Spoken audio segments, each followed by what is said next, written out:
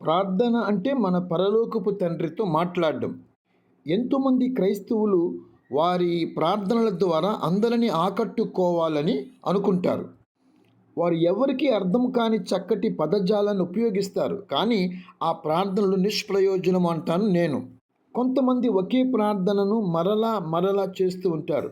అందుకే యేసు ప్రభు మత్తయి సువార్తలో మీరు ప్రార్థన చేయనప్పుడు అన్య జనుల వలె వ్యర్థమైన మాటలు వచింపవద్దు, విస్తరించి మాటలాడుట వలన తమ మనవి వినపడునని వారు తలంచుచున్నారు.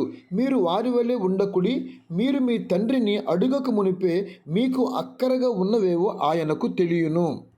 కొందరు వారి ప్రార్థనలో సువార్త బోధించేవారుగా ఉంటారు. మరికొందరు బైబిల్ నుండి దేవునికే బోధించే వారిని నేను చూశాను, విన్నాను. మన ప్రార్థన హృదయాంతరంగము నుండి రావాలి. ప్రార్థన మన పరలోకపు తండ్రితో మాట్లాడేదిగా ఉండాలి. దేవుడు మన భాషకు లేక జ్ఞాపక శక్తికి ముగ్ధుడైపోడు. కానీ మన వైఖరిని బట్టి, ఆయనతో మనకున్న సాన్నిహిత్యాన్ని బట్టి ఇష్టపడతాడు. మన హృదయాన్ని బట్టి మనలను ఆయన అంచనా వేస్తాడు. మనము చిన్న పిల్లల వంటి విశ్వాసముతోనూ నమ్మికతోనూ దేవుని దగ్గరకు రావాలని ఆయన కోరుకుంటున్నాడు. ప్రార్థనా సమయంలో కొందరి హృదయము మనసు ఎక్కడెక్కడో తిరుగుతూ ఉంటుంది. వారి పెదవులు మాత్రము ప్రార్థిస్తూ ఉంటాయి. మనం ప్రార్థించేటప్పుడు కొన్నిసార్లు మన మనసు దూర ప్రాంతాలకు, అనగా చాలా దేశాలకు, చాలా ప్రాంతాలకు కూడా వెళ్ళి వస్తూ ఉంటుంది. అటువంటి ప్రార్థన దేవుని సన్నిధికి చేరదు. ఆ ప్రార్థనలు గోడలను, తలుపులను, కిటికీలను, రూఫును తాకి తిరిగి మరలా నీ దగ్గరికే వస్తాయి. కానీ నీవు చిన్నపిల్లల వంటి విశ్వాసముతో పరిసర ప్రాంతాలను మరచిపోయి ఆ విధముగా ప్రార్థించినప్పుడు నీకు జవాబులు వస్తాయి.